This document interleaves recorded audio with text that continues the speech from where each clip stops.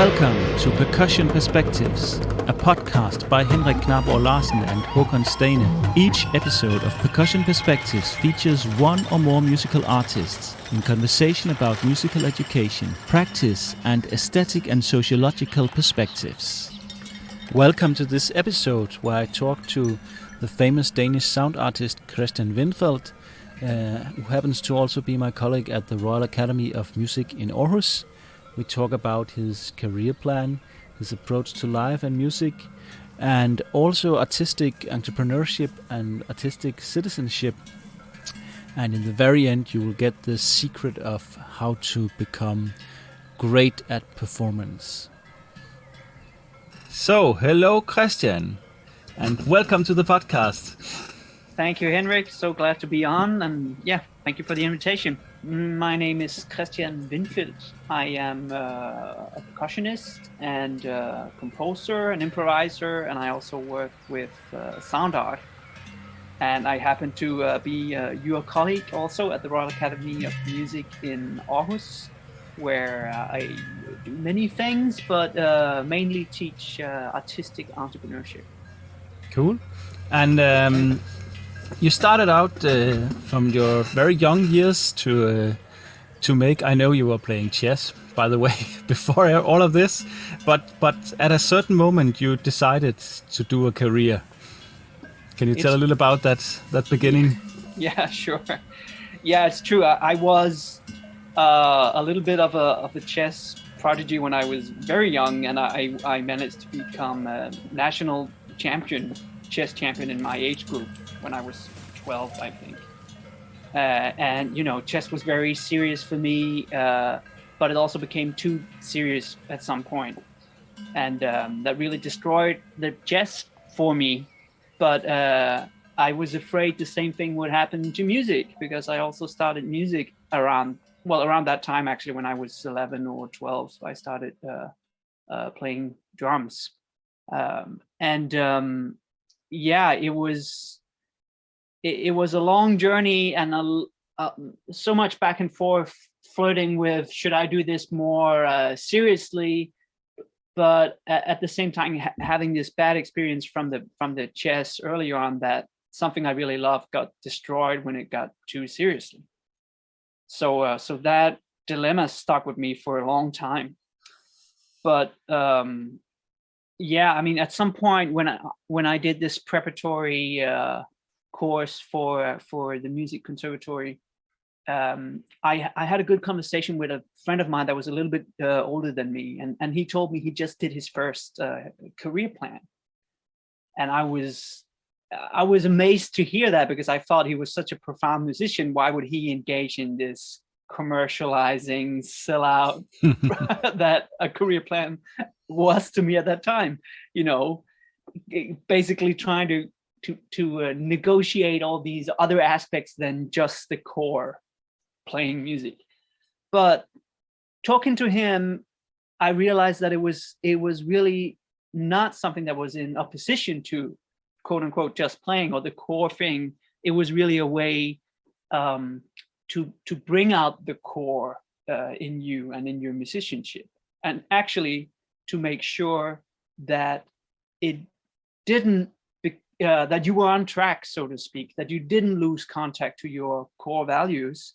In my case, it was a great tool because it gave me, a very concrete tool to stay on track with what I wanted and what I loved, and not falling into my chess career, my earlier experiences of having losing the joy or the passion for something because it got too serious. So I sat down and made a career plan. So I'm curious, of course, what did you write in your first career plan? Oh, it was very cute, Henrik. Too bad I can't show it here. But I wrote stuff like, I tried basically just to figure out what was I good at, what was I not so good at, what where did I feel that I really had something to bring to the music? When were these situations? When did it happen? And I also tried to set some guidelines for, the terms and conditions for the life with music that I wanted to have. And it really was yes, I say quite cute because it was about, I wanted to travel with music. I wanted to only do music where I felt, where it was meaningful, where I had something to offer. I didn't want to compromise with who I am and what I had to bring. And, it was something that's in a way quite fluffy, but to me seemed concrete because it was, my core values. I knew what that was, even though it's an ever-changing thing. The core of that is still the same, and I really do still check in on that. My first career plan that I made when I was 17 or 18. So it seems from our perspective now, offering artistic entrepreneurship to the students in a quite a high level of their studies, it seems very mature that you already at this state was thinking about your values and what you wanted to do with the music. But do you think that did something special to the way you were studying? And can you tell me a little about of your different periods in your study time? Good question. It definitely has something to do with my personality and also my upbringing, I guess, the way that I was raised, raising these questions, but also, as I mentioned, also my previous experiences. Even though I was young, I already experienced success and failure in a way. So I had some kind of a, frame of reference. But I've always been also very much of a thinker and very, I guess, sensitive in the sense that I needed to, feel good and feel present, I guess. And this presence is perhaps something that also resonates throughout my career, because I engaged in types of music where presence is key. Mainly improvisation, for example. For me, I guess that's really what pulled me towards that. At least one way of looking at it is that you have to be extremely there, very present and aware and honest. But yeah, I guess that's why, maybe also because I at least never felt like I was a huge obvious talent for neither for myself or for people around me. So I also had to really put a lot of work into these aspects, I guess, from an early stage, to really organize myself to progress. Okay, so you had. I'm not sure that answers your question. No, I think it does. I was also curious about. I mean, when you have students, sometimes you have students with a very clear perspective. They know exactly what they want to do, and sometimes they are maybe even too secure, and later finds out that they have other options. But still, I mean, these very mature thoughts at an early stage. Do you think it's? I mean, you also traveled around and has studied many different places and searched for answers in many different worlds. So maybe, do you think that has something to do with your early decisions? Oh, absolutely. And I mean, I also traveled when I was young, with my family, but also on my own. And by the way, that was one of the main reasons why I decided to get more serious with music, because I had the experiences of traveling with music, going abroad, playing in other countries, also playing with foreign musicians coming to Denmark. And almost every time I had the experience that, wow, this really lifts it up to another level. And my closest associates, or the people I can really relate to or make unique music with, are not necessarily the ones closest to me. It needs this broader perspective. And I also need to look at myself in that way to develop. So yes, it definitely has a huge impact on me. And I was also lucky in my early career to see other people around me who were, further ahead, my teachers, but mainly also a jazz drummer called Chris Noskud, who came from the same region, who would always, very often come back with all these international musicians, and it was very inspiring to me to see. Yeah. Great. And at a certain point when you were in the soloist class at the Rama, you also took some lessons from the composition professor Niels Rønsholt. How can you explain a little bit about that experience? You come from the jazz world and you have improvised a lot, but how was it to meet like a classical composer in that sense? Oh, it was great. The thing is, I actually never studied with Niels, but I had him as he was like my mentor and like close. It feels like studying, I would definitely say that, but it wasn't really like taking classes in composition.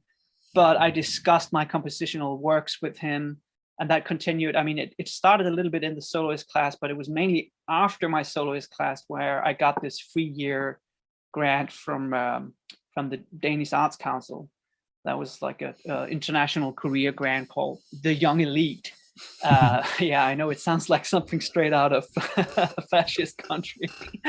Anyway, it's about taking a young person's career to an international level, and meeting Niels Rønsholt, a classical composer or someone with that background, was great. I mean, it was really an eye opener for me, and helped me make some even more what I would call extreme decisions about my work, looking at what I did as pieces rather than, you know,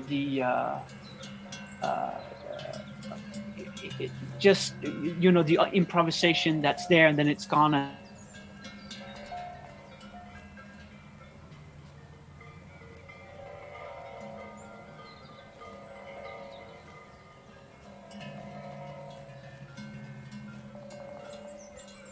It was great meeting Niels, someone who has a background as you know, in the classical composed music, because he helped me look at my work more as pieces than these. That was a different aspect, you know, that you have this concrete thing that you build and everything in it is a part of the composition, where it is how you know, how you act, how you move, what you wear, the lighting, the sonority and acoustics of a place, everything like that. Every small choice becomes a super important, thought through thing that is integrated in the piece.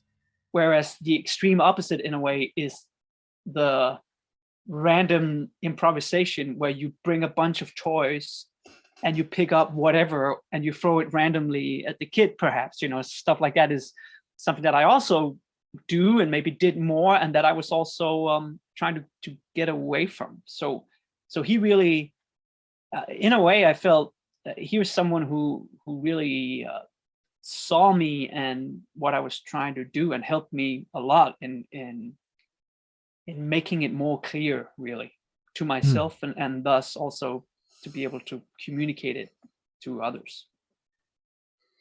And I mean, this is the ending point, or maybe just a point on the line. But you told me also that you have an anecdote about why you played jazz in the beginning. What is the main entrance to that world? Yeah. It was incredible. My first teacher, I started playing, there was a marching band in Ringkøbing where I grew up, and my neighbor was in that band. And, you know, so I had to go there and pick up the drums, and I started playing the snare drum in the marching band. And I got this teacher, and he immediately saw, okay, maybe we'll split the time between, you know, stick control and drum set when you're here. So 10 minutes there, 10 minutes there. And I learned all these rhythms on the drum set. And then after, you know, a little while, he said, okay, now you have these basics. Let me show you something else. It's called jazz. And he sat over at the drum set and started playing. And all of a sudden, he looked differently. He moved differently. And he pulled out all of these new sounds that I never heard before off the drums. Instead of just, you know, hitting it in the middle, and it has one sound. If you want another sound, you move on to the next drum, or buy a bigger or smaller or whatever. And the richness and colors of those instruments was so mind-blowing to me. And I just thought, wow, that's jazz. That's what I'm gonna do. And I did it. I still do it, but I really did it as my main thing for many years. But to me, it wasn't so much of a, it's a natural gradient, or what's that called? Like going from one place to another, moving from jazz more towards more contemporary percussion approach and experimental music, because I was still basically just looking for new sounds within our instruments. And that's very intriguing and stimulating to me. And rather than adding more things, I found out that what was really interesting to me was to take things away. So I basically started moving things away and developed pieces for one cymbal, or I worked a lot with just a snare drum and very few elements and extended techniques and stuff like that. And how is it, Christian, to find your place in this world of art when you're moving between these different worlds that are kind of, from at least from some points of view, different things? Yeah, it's difficult. It's difficult for me, and I find it's also very difficult for others sometimes. Meaning, I'll explain that. So where do I belong? Should you book me for a jazz festival or for a new music festival? Or how about a noise festival?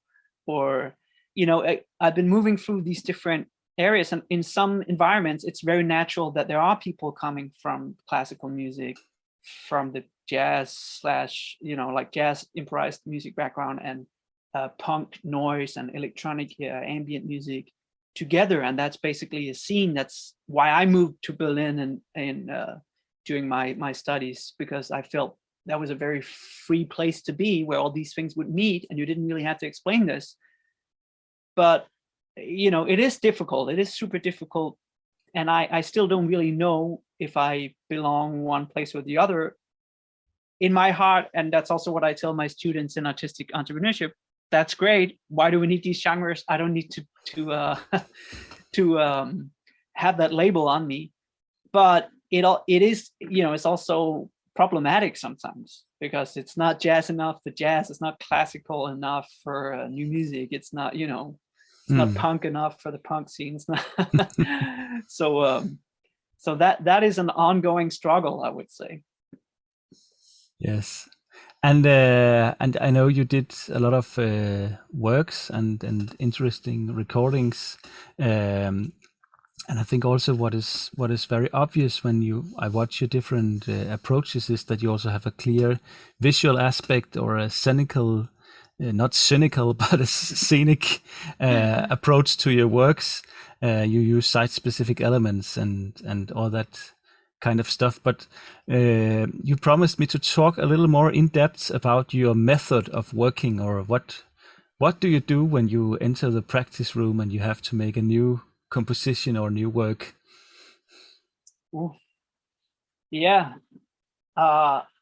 it's true. I've been working a lot with site-specific works, and I say this because that's important to understand, that it is a back and forth between that space and what goes on in the practice room or the rehearsal space, and there's also a place in between that, which is I guess long walks with thoughts, or thinking about concepts, or connecting points and contrasting elements.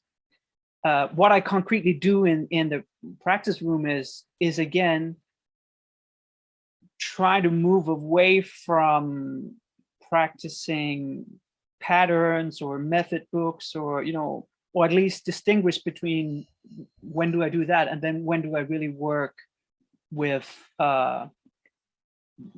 mastering elements and elements of expression, I would call them, which is inventing, looking for new, extended techniques and sounds. And, I'm constantly experimenting with that and looking for that, trying to bring them out, but also looking for, I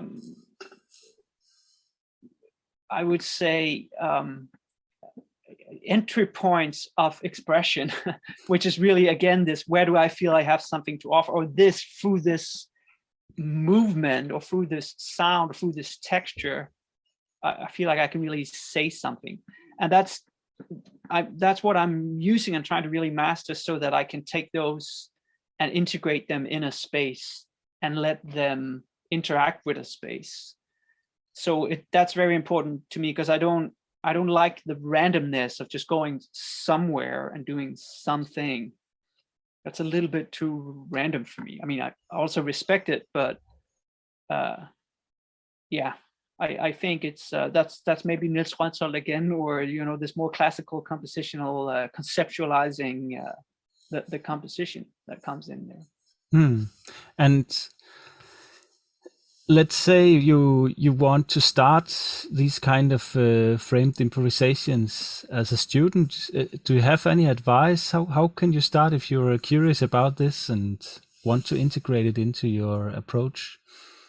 Well, first of all, I think improvisation is something that maybe, especially in the academic world, is we kind of expect people to either be able to do it or not. It's a little bit like creativity. It's like some people are creative, others are not. And you can really, of course, practice this, rehearse this, stimulate it. There, of course, how do you practice it? Well, first of all, do it. I mean, improvise yourself, improvise with others, and then really be critical about, am I really improvising here? Or am I forcing this to go somewhere so I can show off this cool new thing that I found out? So I find a good place to start is integrating it in your every day. Many musicians I know, they start all their rehearsal or practice time by improvising. Really, that's a great place to start. And as a composer, record it. You would also do that as an instrumentalist, but as a composer, you would perhaps look for, building blocks for a composition within that material also. So that's a great place to start. I love to use a timer, simple tool, but I also do it for some of my compositions to make sure that it stays in one place long enough, or not for too long also. So that can be a great tool for the beginner also. And what is framed improvisations? Well, means everything is not open. It means setting some kind of framework for it. It's perhaps these free sounds that I can use, and it's 5 minutes as an example. So that's a little exercise already. Great. Yeah, I think when you start improvising, I also started, or maybe I started out from the very beginning, you have an idea that this comes from somewhere inside yourself. And in that manner, it becomes more real also when you have to interpret other people's work, or when you are in the moment on the stage. So for me, it's essential, but I think that it's something that if you don't do it, it's hard to find the outset or how to start it. So I hope some of the listeners will take the chance and get out there and just try it out. Yeah. Can I add something there, Henrik? Because now you say listeners, that is really key. I think listening, that also takes practice, doesn't it? And to me, it's also really the key in improvised music, training your listening, rather than, we have ear training and hearing at all the academies, but not too much training in really listening. So that's really key also, I think. I mean, a great book for that is Pauline Oliviero's Deep Listening, which is a whole system that she developed. But yeah, I think that's also something you can really practice on your own, active listening, just really trying to be aware of the sounds around you. Cool. So finally, I think I would like to talk to you a little about your approach now to artistic entrepreneurship. Of course, now we talked about it in your own career, but you also teach this both at the academy, but also in different festivals and for young artists. And can you say something just in general about what is this idea of artistic entrepreneurship for you? Yeah. So what it is for me, rather than look, I think it's so important. At least I would not be where I am in my career today if that wouldn't have been an integrated part of my work as a professional. And I have to say, I was not taught this when I was studying. Neither were you. When we were studying, it was more like knowing the business. It's about understanding the music business. And artistic entrepreneurship is different because it's essentially about understanding yourself and the art form that you work, the art that you work within and perhaps want to do or striving to do in relation to this music business. Then obviously that's also there, but I think that's the key to understand, or at least what's key to me, and that's really what I try to teach also, and that's what I try to bring out, and that's where it makes sense to people, is my experience. And it doesn't mean that everyone working with this should become like stellar soloists. It can also mean that you become a great teacher, or it's just connecting to your values as a musician or as an artist, and taking the responsibility to nurture those and bring them out and try to build the best possible framework again, or a situation for you where that's really sustainable in the true meaning of the word, something that will last.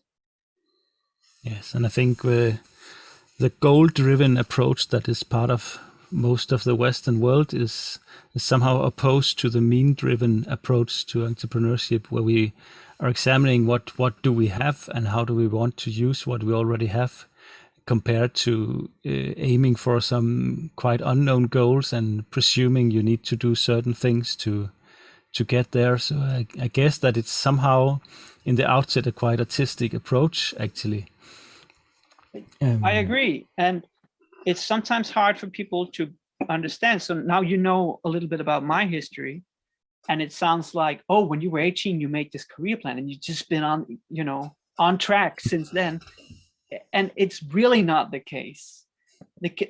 What's been on track is connecting to the values, but it's the type of musician that I was imagining that I would be back then was a New York jazz drummer. I tried it and it was not really where I was going to go.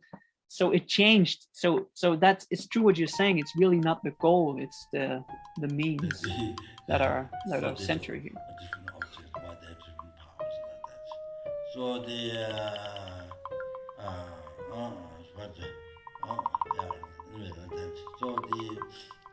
so therefore the wrong Puja is expanded today. So becomes a great purification, marriage. So therefore I told standards here, the practice according to prayer. So but don't you don't set the mind like prayer like this. So you finish the numberless offerings. So you climb so much merit. Hours you collect unbelievable merit and purification. Let's just shortly talk about a phenomenon that I know we use here in Denmark in a certain context, and maybe it's different other places in the world. I know especially in Great Britain the approach is different, and that's the the idea of artistic citizenship. So can you tell a little bit about how you look at that? Yeah, it's something we've been debating a lot in our academy, haven't we? And in our artistic entrepreneurship classes. Yeah, it's one of those terms where for how I understand the core idea, I think it's great. I think, all art should relate to the society it's a part of in one way or another. It can relate by being in opposition to it 100% and going in an extremely another way. It can also relate by integrating and involving a lot of people and become almost like a social movement, or that's also beautiful. For me, the core thing, what I'm trying to do with it is to talk to an artistic element in everyone, an artistic core, because I believe that's present in all human beings. I also think I have experienced, I haven't met all human beings, I'll admit it here on the podcast, but the strongest experiences I have had with music as a performer is really when it bypasses you can do difficult stuff, or that's complex, and it talks from heart to heart. And I also feel then it's also beyond people having to know, understand what you're doing technically, and it really is, your grandma can get deeply touched by something that she has no idea what is that you're doing. And to me, that's the core of artistic citizenship, is to aiming for that. And you can do that in many ways. I do not necessarily think you have to involve a lot of people and have them do it, but art should be accessible for everyone, and you should talk to the artistic core in every human being. Those two are the main things for me, if you ask of my definition of what I see in that terminology. Definitely, and I also know you as a teacher who is very good at making the students creating their own ideas and their own decisions. And a good example of that is the big Rama festival we have each year, and you have been primus motor in converting that from something the teachers were deciding about and to a student-driven festival. Can you tell a little bit about that process? How do you do it? Yeah, sure. Yeah, that's a great, very concrete example of artistic entrepreneurship, which was that we have this academy festival every year, and it's been going for years and years, and the public can come in and see concerts for an entire day. But almost all of the students, there was so many complaints about that festival. They didn't really feel it was representing them. They didn't really, like the way it was set up, and they didn't feel like it was, representing them. And therefore I gave my students in artistic entrepreneurship one year the task to try and reframe that, redesign it, come up with ideas.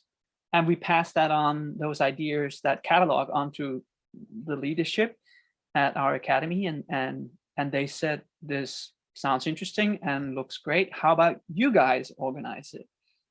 And in 1 year or in one season, we changed from, as you say, this top-down organized festival to becoming a student-led, student-curated, and student-organized festival. And so now they do it, and I am the anchor man, so to speak, help facilitating and back them up. And it's great because it really changed the profile of the festival. It's much more experimental in every way. I mean, in every genre, everybody wants to integrate much more with each other. Bear in mind that our academy has everything from pop musicians to classical musicians to people working with sound art, electronic music, all these different genres, and they're integrating much more with each other now.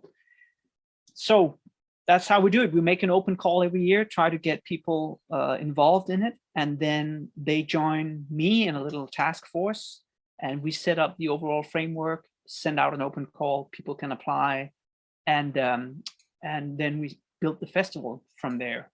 And something that they really wanted to do, the students in the previous years, also this year I can say, is to work with stages to make the concert situations less traditional. You know, there was less sitting in a black box or a white cube on your flat ass listening to music with even respect.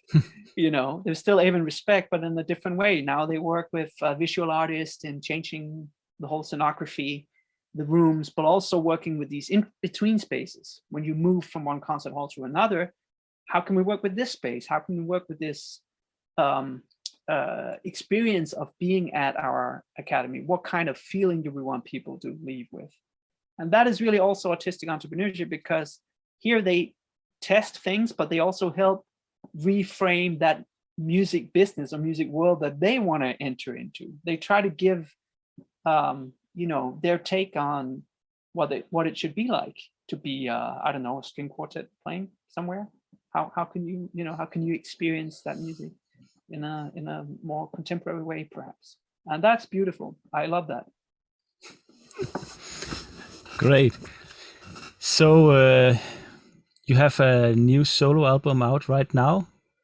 Maybe it would be after this, connecting to all your teaching, and to talk a little bit about that. Can you say a few words about it? Sure. I have I have an album on the way that's it's called I Am a Deadbeat Percussionist. And actually that's a line I came up with from relating to one of your previous questions. You know, where do I really belong? You know, what is it that I do? Well, I am a deadbeat percussionist. That's my title, I decided. It's so here's what it is. It's something that I sat down and finished during lockdown, because it consists of situated improvisations, field recordings, and these site-specific works that I've been doing over the past 10 years. And it's spread all around the globe. There are, you know, recordings from the Rocky Mountains in Canada. There's from, I have a recording of Lama that was, I was in this monastery in Tibet, in a Tibetan monastery in Nepal, sorry. And there is something from Tasmania in Australia. There's something from the Swiss Alps. There's something from Lofoten in Norway. So all these travels that I've been on is connected in this long piece that I, for the first time in my life, also did some overdubs to. So I took that material and used it as compositional building blocks, and then made a few overdubs with my percussions here in my little studio. And it's very inspired by this filmmaker called Ron Frick, who makes these wonderful non-narrative films. Most famous, I think, are Baraka or Samsara, which is, you know, everyone should go and watch these. I mean, some of them are even on YouTube. Because it's that's really what I'm doing here. You know, you're jumping from one scene in the world to the other. They're all somehow connected, but they're also jumping over the years. You know, there's no real timeline, so to speak. It's jumping back and forth, but there still is a meaning in it. And in this case, it's in a way my career development. I look at it like at my solo career, basically. That kind of has been shaping itself over the past 10 years.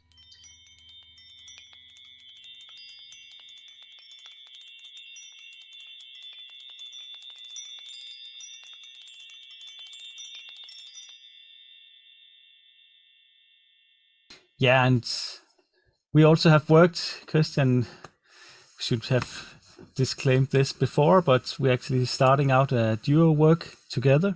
And can you tell a little bit about that from your perspective?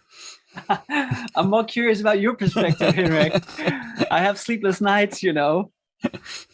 Am I fitting in? Yeah. So I'm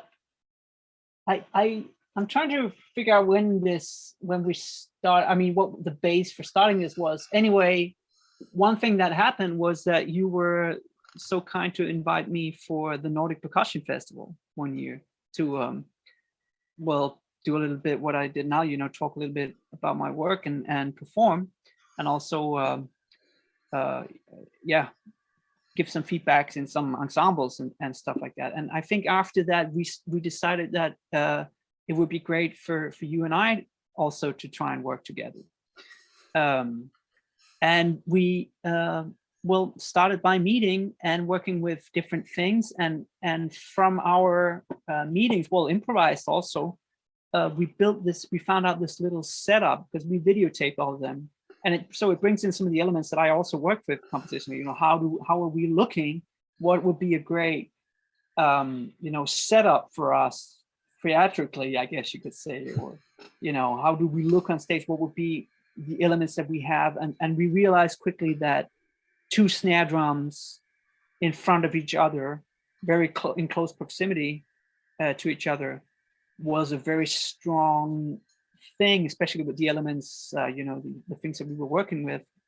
And then we also came up with this idea of having like a mutual no man's land in between, which is a common zone that we can both interact with.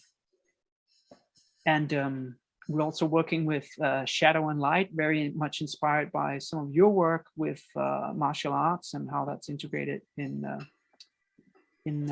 how you integrated that in your teaching and percussion playing also. I guess that's... Maybe that's what we're doing, yeah.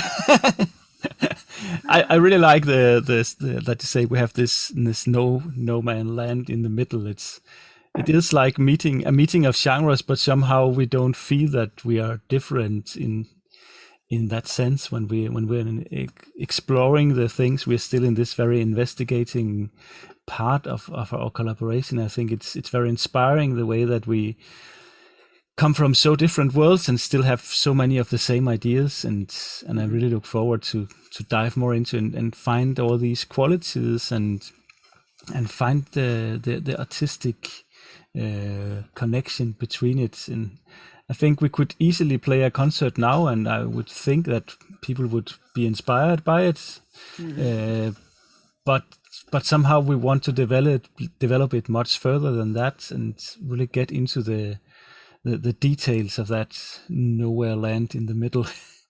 Yeah, absolutely. And really also to an extent where, now we're talking about involving a choreographer, because to get, some feedback and perhaps some very concrete elements integrated in the piece that we're building also, to really take it seriously, this major part of a performance like that, which is how we move, not just, how does it sound, how do you move to make that specific sound, but really how, because there's so much music.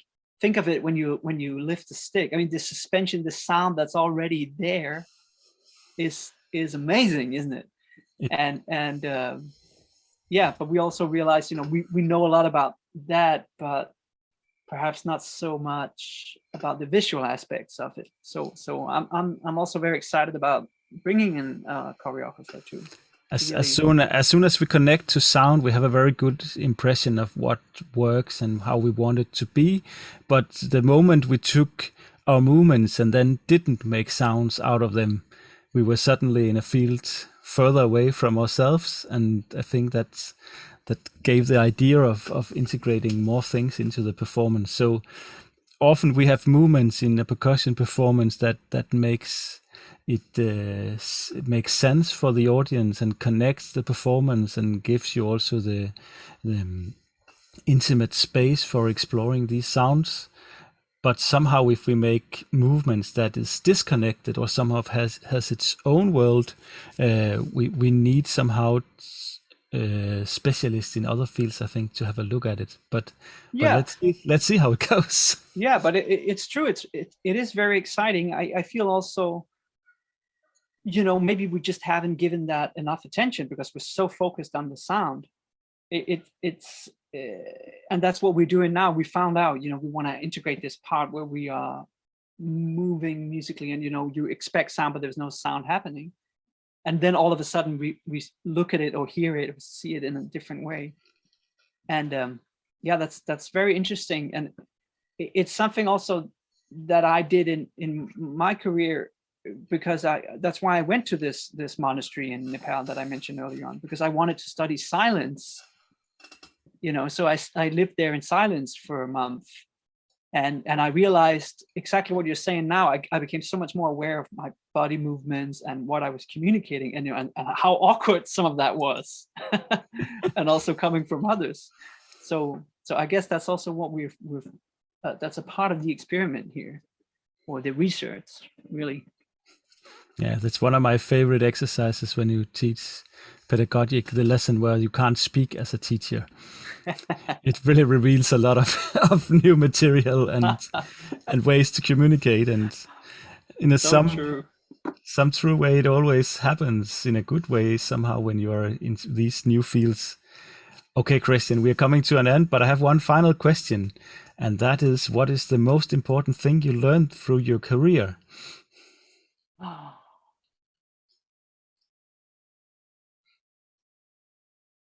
I feel like saying, to listen right now, but maybe that's too easy. I would say something else then that's a little more fun. I realized at some point that having 10% of I don't give a fuck in there makes the difference to me, because I became too seriously too many times, and having this element of, yeah, whatever, or, to me, it has to be there to really reach perfection, or the epiphany of freedom, or, I hope that makes sense. So I'm trying to always invite this 10% of I don't give a fuck, bring it on stage. But I still noticed that you said perfection as a final goal, and then you were kind of aware that that was not what you meant. Yeah. So, I mean, working in these areas, somehow we have a training that is from a world of perfection, and we're diving into new fields, and somehow we need to get rid of this strive for perfection, or how to say. Yeah. Maybe perfection needs to be redefined. Yes. Maybe. Great. Thanks a lot, Christian, and thank you. Thanks for being here. My pleasure. I am a deadbeat repercussionist. I am a deadbeat repercussionist. I am a deadbeat repercussionist. I am a deadbeat repercussionist. I am a deadbeat repercussionist. I am a deadbeat repercussionist. I am a deadbeat repercussionist. I am a deadbeat repercussionist. I am a deadbeat repercussionist. I am a deadbeat repercussionist. I am a deadbeat repercussionist. I am a deadbeat repercussionist. I am a deadbeat repercussionist. I am a deadbeat repercussionist. I am a deadbeat repercussionist. I am a percussionist. I am a percussionist. I am a percussionist. I am a percussionist. I am a percussionist. I am a percussionist. I am a percussionist. I am a deadbeat repercussionist.